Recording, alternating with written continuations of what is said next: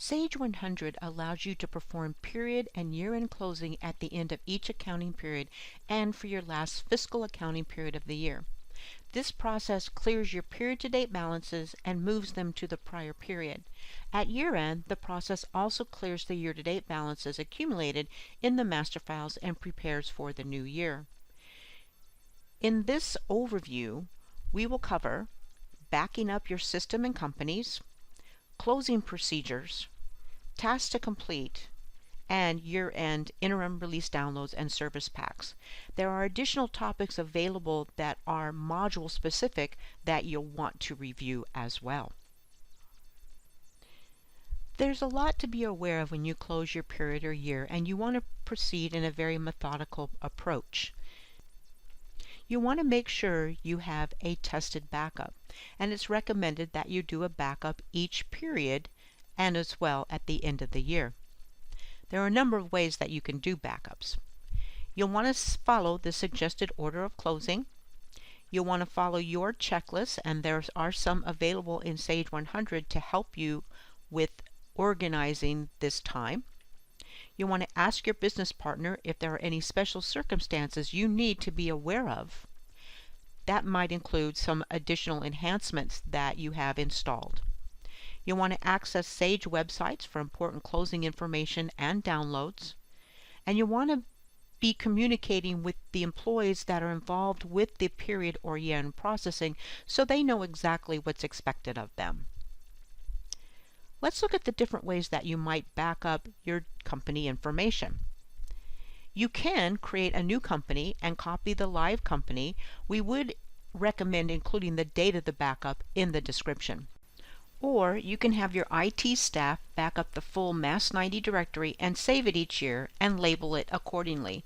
Ideally, your official backup should be stored in a separate location, like on a backup drive or external drive. Some companies even store them off-site. Let's take a look at these different ways that you can back up your system. One easy way that you can back up your system every period at the end of the year is in Library Master in the main menu, Company Maintenance. So let's say that I'm ready to back up my ABC company and I want to do it for the year 2018. So I'll just use A, that would replicate my ABC company, and then in the description for the company name, I may have the company. So I know the company, I know when the backup was done. And then I'll just select Copy. I'll go ahead and say OK. Now, I need to save my company record, and then I come to the Copy Data where I need to identify the source company. Now, I want to copy my ABC company. You can see, looks like I have a backup from last year here as well. So I want to back up my ABC company, and I'll select it. By default, all modules you have for this company will be selected for backup. If you don't want to back up all the modules, that's okay. Perhaps you just want to make a backup of payroll. So all you would do would be to unselect all those modules. Now, if you are backing up only individual modules, you need to back up general ledger and common information. Just check the general ledger and common information will be selected as well. And then if I was just doing payroll, I would select payroll. I'm going to go ahead and select all of my modules for backup. And then I'll go ahead and proceed. I'll be prompted to copy all of the data files, which I do want to do. I'm making an exact copy as of this point in time, so I'll say yes. And it's looking at all of my information and copying the data. So you can see now I have data for all of my modules for this company, and I'll go ahead and accept.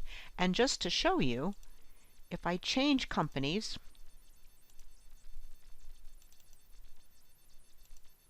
and let's go to general ledger just for example, and I look at account maintenance, I will see all of the accounts that I have in that company.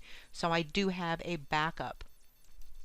Now, an alternative way is to back up the entire Mass 90 directory.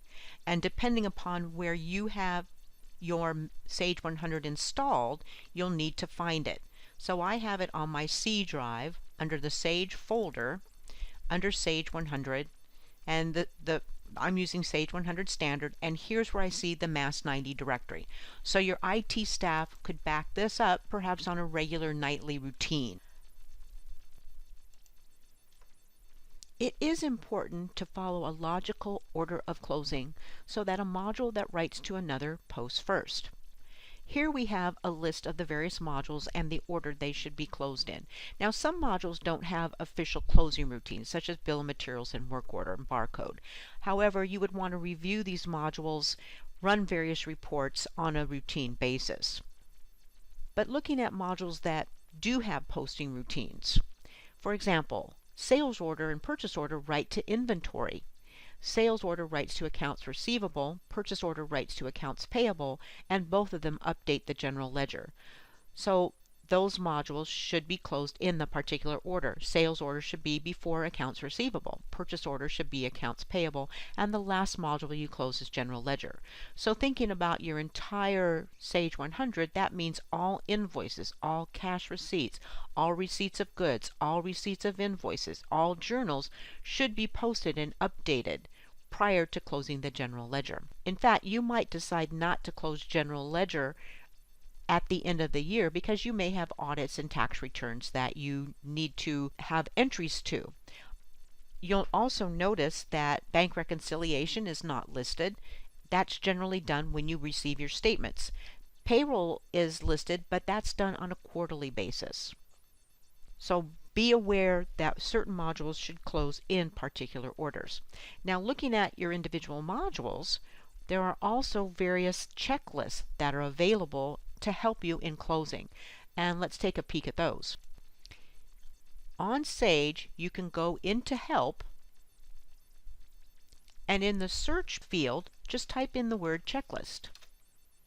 This will bring up a variety of different checklists, and we're focusing on period end and year end.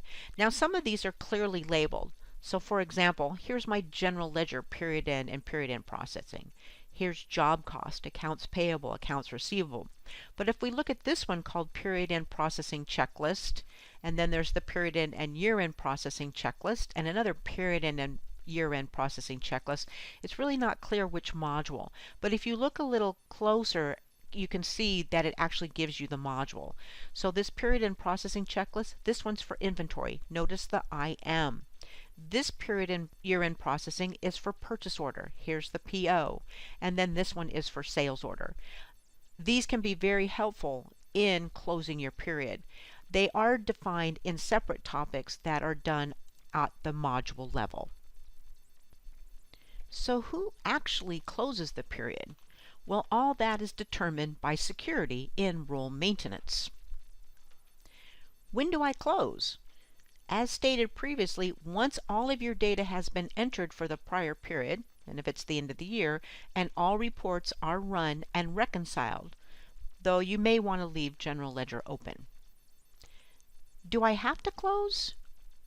Well, technically you don't, but it does stop processing inadvertently to any past periods that you consider closed. For example, if the current period is June and it is actually August, the default posting will be to June, and it's just really easy to accept that default, and then your posting is in the wrong period, which means it's going to be adjustment time. I know whenever the year changes, it takes me a while for automatically writing the new year on my checks. So similarly, if we keep a period open, there might be posting to the wrong period, and that means backing out entries and making adjustments. So everyone should be out of the system when you're closing, and also, as we said, when you do a backup. Master Console lets you see who is on the system, and if you see users on the system using the module you want to close, you could actually call them, email them, or use the broadcast button. Let me show you where you access the Master Console. So right on your ribbon, you'll see the Master Console, and it's going to display the workstation that's being used, the user, the company the user is in, what they're actually doing. And this is actually an ideal situation because only one user is in the system and only the desktop is open. You'll notice that there is a broadcast button. This can be used to broadcast a message to all of the users who are on the system. So you can use the broadcast button, you could email, you could call a user. Once the user said they're out and back to the desktop, you can actually refresh this screen to see what the current status is and if the users actually are out. You also can use the Shut Down All button, which is used to terminate a user session once they have returned to the desktop and are out of any open task. Just as a reminder, at period end and year end, the tasks that should be completed are to enter and post all data entry tasks, such as open invoices, cash receipts, and posting journals in the module, printing the reports, reconciling the module to the general ledger, and then closing the module.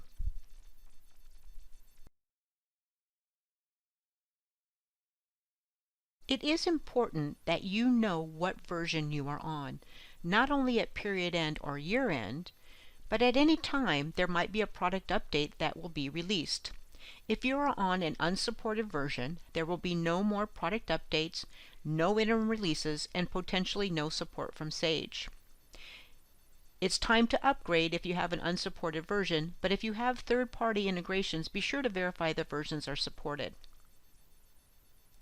In order to find your version, on your Sage desktop, you'll go to the tab for help and look at About Sage 100. In order to find your supported version, you'll go to the Sage support website, and you can do that either from this website address, or you can do that directly from your Sage 100, which is a very quick and easy way to do that.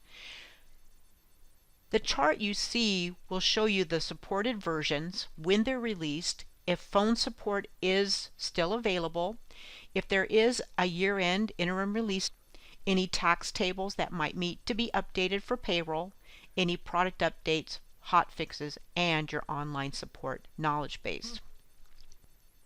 Historically, around the second or third week in December, the interim release download is available, and that would include upgrades that might need to be made due to federal and/or state changes. You'll need to verify you have installed the latest product update for your version, and then you can install the latest IRD to print your 1099s and W-2s. You can then run your W-2s and 1099s, and in order to prepare for your first payroll in the new year, before you run the first payroll, you'll want to verify your unemployment rate in company tax group setup. Well, let's look at where you can find this information. On the Help tab, the last icon you see is Sage 100 About, and this is something that you'll need to understand where to find, because a lot of times when you call support, they'll ask you for your version. So once you select this, it'll tell you your platform and version, and you can see I'm currently using Sage 100C Standard 2018 version 6.00.5.0. This is going to be important for you to understand and to be able to look at your supported versions as well as when you call support. So there's where you find your version. Now from your Sage 100 desktop, you can very easily access a lot of information, and here you can see the knowledge base, downloads and upgrades. You can enter a support ticket, but I want you to be aware of the downloads and updates first. And this will take you directly to the support website where you can look at the various downloads, and it will show the version appropriate for your installation, as well as other applications you might have, such as Sage CRM. Now if I scroll up, there's other information that I can select here, so I can go to the knowledge base from here, and you can see that there's even a quick view of those various versions are retired. So right now 2014, 2013, 4.4 and 4.5 are retired. But in order to get the supported version grid I showed you, all you need to do is type in supported versions and then search. And you'll see the supported versions, which will bring up the current supported versions at the time that you're searching. And there may also be some notes that you'll want to pay attention to as well. So it's very important that you understand how to find your version as well as to see what is supported. And you can do all of that from your Sage 100 desktop.